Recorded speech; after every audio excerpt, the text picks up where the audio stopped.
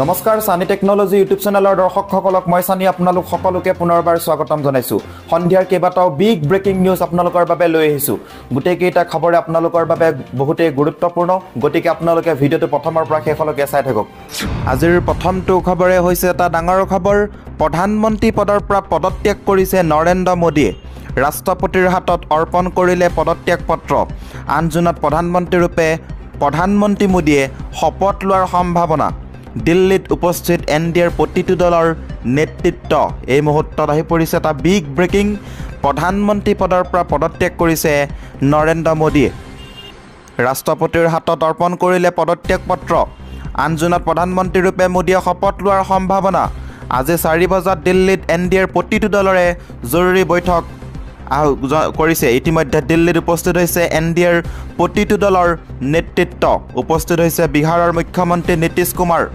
নীতিশ কুমাৰ উপস্থিত হৈছে এনডিএৰ বৈঠকত মিলিত হ'ব টিডিপি প্ৰধান চন্দ্ৰবাবু নাইডু প্ৰধানমন্ত্ৰী পদৰ পৰা পদত্যাগ কৰিছে প্ৰধানমন্ত্ৰী নৰেন্দ্ৰ মোদীয়ে আন জুনত প্ৰধানমন্ত্ৰী ৰূপে মোদীয়ে শপত লোৱাৰ সম্ভাৱনা আজি 4 বজাত দিল্লীত এনডিএৰ প্ৰতিটো দলৰে জৰুৰী বৈঠক হৈছে ইখনৰ পিছত সিখন বৈঠক হৈছে দিল্লীত এনডিএৰ আৰু কিছু সময়ৰ পাছতে গোলাঘাট জিলাত এখনি উপহাৰ কুপনৰ খেল অনুষ্ঠিত হ'বলৈ গৈ আছে মাত্ৰ হাতত কেইটামান ঘণ্টা বাকি 3-4 ঘণ্টাৰ পিছতে গোলাঘাট জিলাত এখনি উপহাৰ কুপনৰ খেল অনুষ্ঠিত হ'বলৈ গৈ আছে যদি আপোনালোকে এতিয়ালৈকে টিকট সংগ্ৰহ কৰা নাই অতি সোনকালে স্ক্ৰীনত যোনটো ফোন নম্বৰ দিয়া হৈছে এই ফোন নম্বৰটোত আপোনালোকে হোৱাটছআপ কৰি টিকট সংগ্ৰহ কৰিবলৈ পাৰিব টোটেল উপহাৰ আছে 40খন গাড়ী নামি দামী গাড়ী আছে টোটেল 40খন গতিকে ভাগ্য পৰীক্ষা কৰক মাত্ৰ 100 টকাৰ মূল্যত টিকেটৰ মূল্য হৈছে 100 টকা দি আপোনালোকে আপোনালোকৰ ভাগ্য পৰীক্ষা কৰিব পাৰে স্ক্ৰীনত যোনটো ফোন নম্বৰ দিয়া হৈছে এই ফোন নম্বৰটো আপোনালোকে প্ৰথমতে সেভ কৰি লওক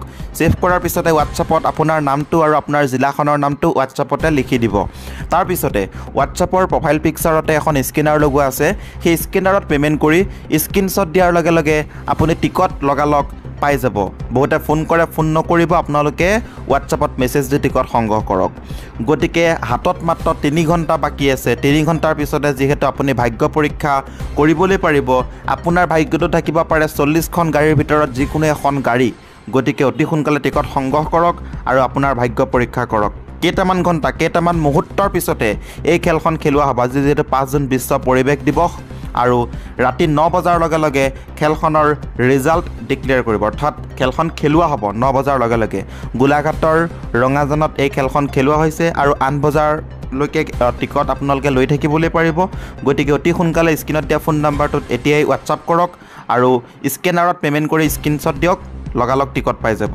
গতিকে কি কৰি আছে সোনকালে টিকট সংগ্ৰহ কৰক আৰু ভাগ্য পৰীক্ষা কৰক আৰু আপোনালোকক উপহাৰ কেইটা কৈ দিছো প্ৰথম পুৰস্কাৰ হৈছে টয়োটা ইনোভা ক্ৰিষ্টা এখন নামি দামী গাড়ী 2 নম্বৰতে আছে মহিন্দ্ৰা থাৰ এনে ধৰণৰ টোটেল 40খন গাড়ী আছে গতিকে অতি সোনকালে আপোনালোকে টিকট সংগ্ৰহ কৰক ইয়াতে আছে আপোনালোকৰ ৰেনাল্ট ট্ৰাইবাৰ আছে মহিন্দ্ৰা XUV 300 আছে তাৰ লগতে ট্ৰেক্টৰ আছে নিসান মেগনেট আছে মাৰুতি সুজুকি ৱেগনাৰ আছে মাৰুতি ইকো ভেন আছে মহিন্দ্ৰা আলফা আছে লগতে পাৱাৰ টিলাৰ আছে ৰয়েল এনফিল্ড ক্লাছিক আছে বাইক আছে ইয়ামাহা R15 R15 আছে তাৰ লগতে আছে আপোনালোকৰ হিৰো গ্লেমাৰ ই ৰিক্সা আছে ওলা ইলেক্ট্ৰিক স্কুটাৰ আছে TVS এন্ট্ৰক আছে ইয়ামাহা আছে এন্ট্ৰক আছে এনে ধৰণৰ বহুত কেইখন গাড়ী আছে মহিন্দ্ৰা থাৰ আছে গতিকে অফাৰো দি আছো আৰু আপোনালোকে যদি অফাৰ লাগে তেনেহলে অফাৰো পাব এখন বুক ললে মাত্ৰ 1000 টকা দিলেই 13টা টিকেট পাব বুক নম্বৰটো এক্সট্ৰা খেল হ'ব বুক নম্বৰটো পাবই লগতে 13টা টিকেটও সংগ্ৰহ কৰিব মাত্ৰ 1000 টকাত আৰু যদি 400 টকা দিয়ে 5টা টিকেট দিম অফাৰ বাম্পাৰ চলি আছে গতিকে অতি সোনকালে স্ক্ৰীনত দিয়া ফোন নম্বৰটোত এতিয়াই যোগাযোগ কৰক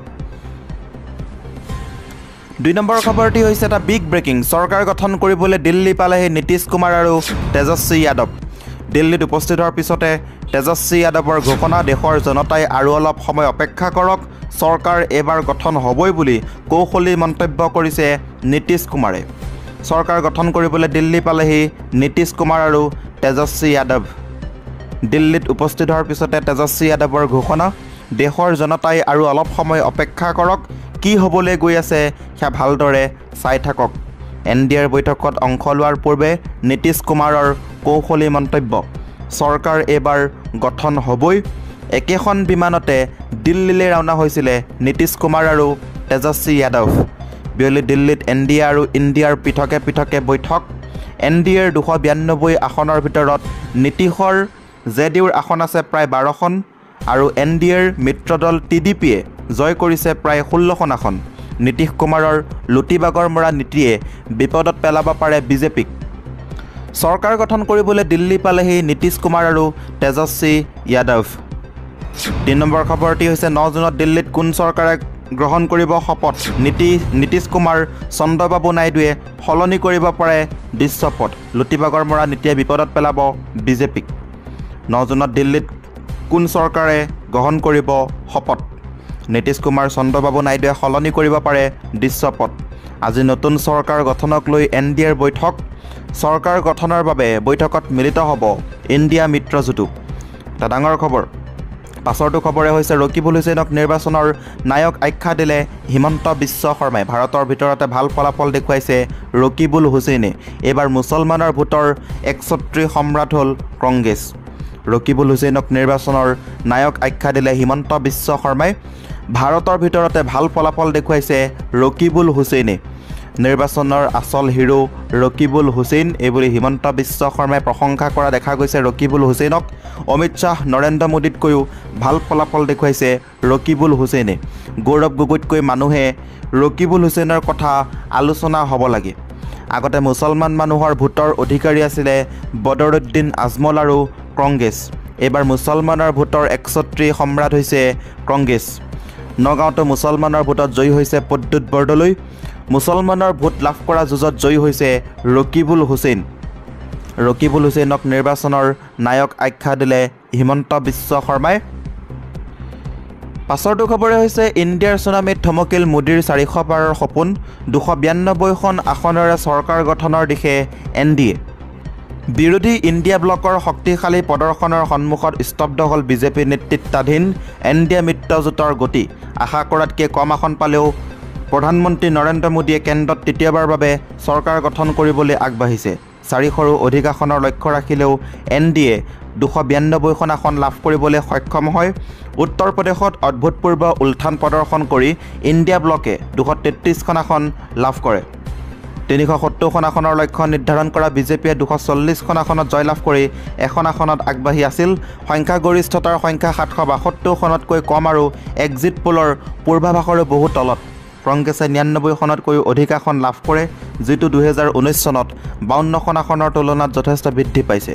আঞ্চলিক সংগঠন আৰু নিৰ্দলীয়কে ধৰি আন কিছুমানে 17খন আসন লাভ কৰে। সংবাদমেলৰ সময়ত কংগ্ৰেছৰ সভাপতি মল্লিকাৰ্জুন খৰ্গে এই ফলাফলক প্ৰধানমন্ত্ৰী মোদীৰ বিৰুদ্ধে আদেশ বুলি প্ৰশংসা কৰি বিজেপিৰ বাবে ৰাজনৈতিক আৰু নৈতিক দুয়োটা পৰাজয় বুলি অভিহিত কৰে।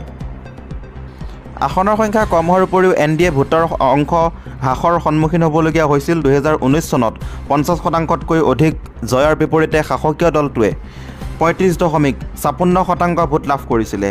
ইণ্ডিয়া ব্লকে প্ৰায় 41% ভোটৰ অংশীদাৰিত্ব লাভ কৰে। আজিৰ এই ভিডিঅ'টোৰ মাধ্যমেৰে আপোনালোকক কেইবাটাও গুৰুত্বপূৰ্ণ খবৰ দিব চেষ্টা কৰিলোঁ। যদি খবৰকেইটা শুনি ভাল লাগিছে লাইক শ্বেয়াৰ সকলোখিনি কৰিব।